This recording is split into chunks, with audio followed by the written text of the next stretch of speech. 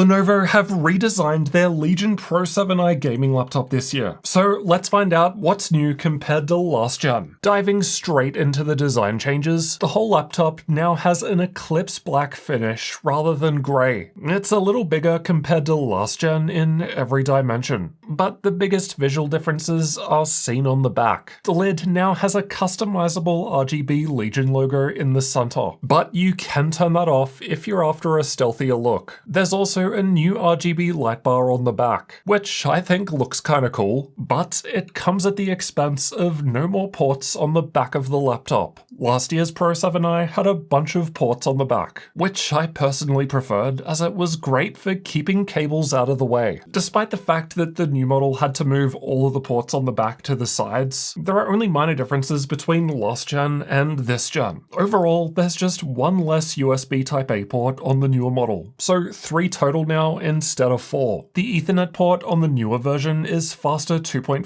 gigabit compared to gigabit now. Unfortunately, there's no Thunderbolt 5 here. It's still using Thunderbolt 4, but both Type-C ports now get support for the newer DisplayPort 2.1 standard this year, up from 1.4 last gen. So there's more DisplayPort bandwidth this year for supporting higher resolutions and higher refresh rates when connecting a monitor. I asked Lenovo why they moved the ports away from the back to the sides this year, and was told that it was a side effect of the improved cooling. The newer version does not have air exhaust vents on the sides anymore, so no more hot mouse hand when gaming at least. But what's interesting is they've added a third fan this year, and they're using a vapor chamber cooler now too. The RAM and both SSDs get full coverage by metal to help remove heat, and I'm told the combined CPU and GPU power limit is 270 watts, so 175 watts for the GPU and 95 watts for the CPU. Based on my own testing with the last gen model, in custom mode with the CPU and GPU stress test, it maxed out at around 256 watts combined. So this year's model has more power, but at what cost? In addition to the new 2025 Legion Pro 7i being physically bigger, it also comes with a bigger 400 watt charger now. The new charger is a little bigger than last year's 330 watt version in all dimensions, and it weighs more as a result, making it less portable. But there's still 140 watts of Type-C charging, so you can take a smaller charger on the go if you don't need full performance. And to be fair, Lenovo definitely isn't the only company using 400 watt power bricks with their higher-end gaming laptops this year. One of the biggest changes this year has gotta be the move to an OLED screen. The 16-inch 2560 by 1600 240Hz panel looks stunning with deep blacks and insanely fast sub-millisecond screen response times. The glossy screen finish is a downside if you're in a bright environment, as reflections will show, and screen burn-in long-term is a possibility, but there are a number of built-in protections available to reduce that happening. The camera above the screen also gets upgraded from 1080p to 1440p this year, though there's still no Windows Hello Face unlock. Alright, so this is how the camera and microphones look and sound over on the older Legion Pro 7.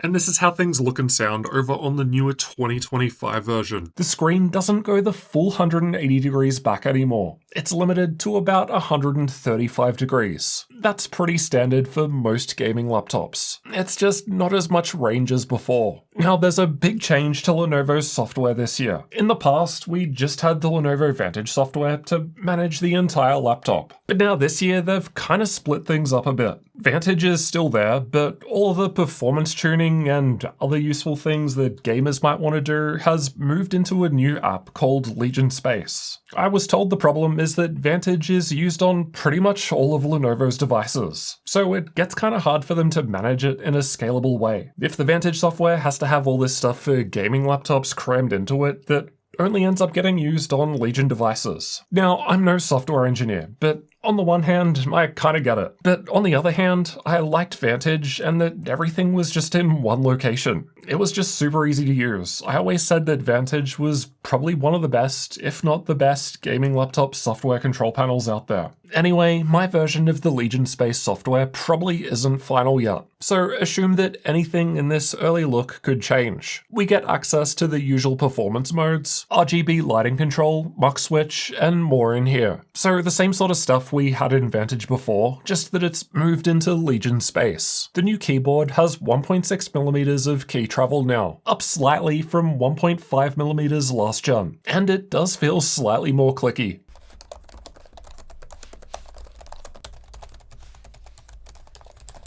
The font of the keys is slightly different this year, with the letters now in the middle of the key. The power button is also their logo now, with more lighting than before. There are 4 speakers in this year's model compared to 2 last year. The extra ones are found in the grills underneath the screen, and they sound way better with much more bass.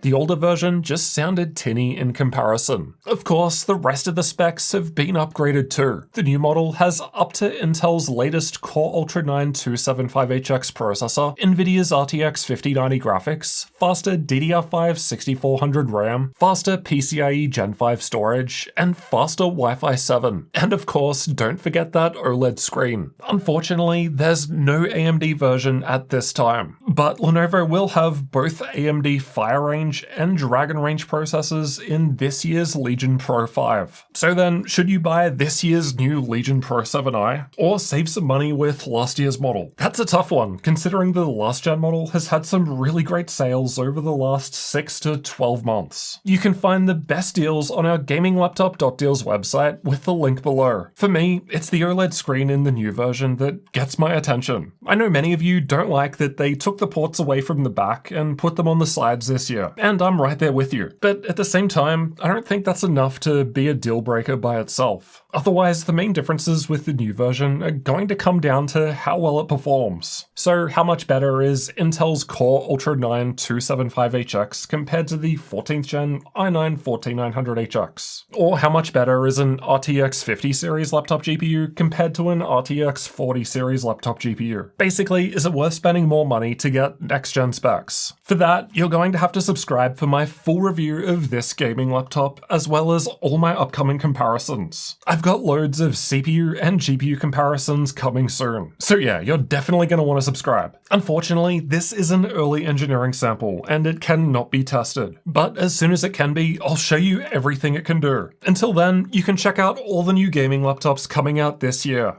I'll see you over in that video next.